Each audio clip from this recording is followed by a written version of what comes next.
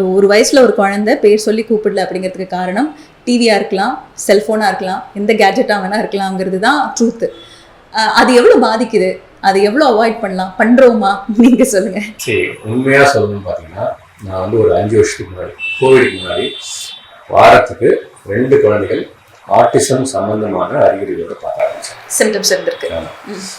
அதுக்கப்புறம் கோவிடுக்கு அப்புறம் வாரத்துக்கு 5 to 7 குழந்தைகள் பார்க்க ஆரம்பிச்சிட்டேன்.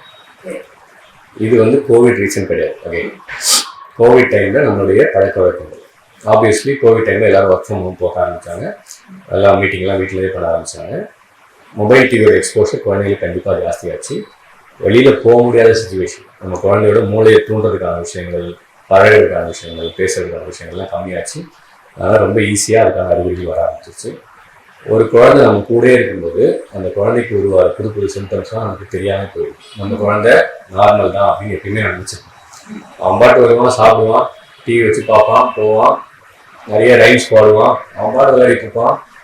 டிவி ஆஃப் பண்ணால் வந்து ஏன் ஆஃப் பண்ண அழுவான், நான் திரும்ப போடுவேன், இருக்குமா. ஸோ என்ன ஆகுதுன்னா, நம்ம குழந்தைக்கு ஒரு பிரச்சனை வருதுன்னே தெரியாமல் 4 தடவை நம்ம குழந்தைக்கு வந்துடுது. நாளைக்கு திடீர்னு ஸ்கூலில் போய் போடும்போது பிளே ஸ்கூலில் என்ன ஆகுதுன்னா, எல்லா விதமான குழந்தைங்களும் இருப்பாங்க. அங்கே வந்து ஜென்ரலாக யாரும் கம்ப்ளைண்டே பண்ண மாட்டாங்க. அவங்கள பொறுத்த வரைக்கும் ஒரு நம்பர்ஸ் இருக்கும், அந்த நம்பர்ஸாக பசங்க வந்து விளையாடுவாங்க, போவாங்க, அவ்வளோதான். அதை பெருசாக அவங்க கான்சன்ட்ரேட் பண்ண மாட்டாங்க. ஸ்கூல்ல வந்து பெருசாக கம்ப்ளைண்ட் வராது. எப்போ அந்த 4 வயசு 5 வயசு தாண்டி ஒரு ப்ராப்பர் ஸ்கூலுக்கு போகிறாங்களோ அன்னைக்கு ஒரு ஃபர்ஸ்ட் 3 மாதத்துல உங்களுக்கு கம்ப்ளைண்ட் வராது. உங்கள் பையன் மற்ற குழந்தைங்க மாதிரி இல்லை, ஃபோக்கஸ் பண்ண மாட்டான், ஒரு இடத்துல உட்கார மாட்டான், சொன்னதை திரும்ப சொல்ல முடியல, வாட் இஸ் யர் நேம் கேட்டால் மை நேம் இஸ்ன்னு சொல்கிறான். பட் அது வந்து எப்படின்னா ஒரு டெம்ப்ளேட் ரெஸ்பான்ஸாக இருக்கும்.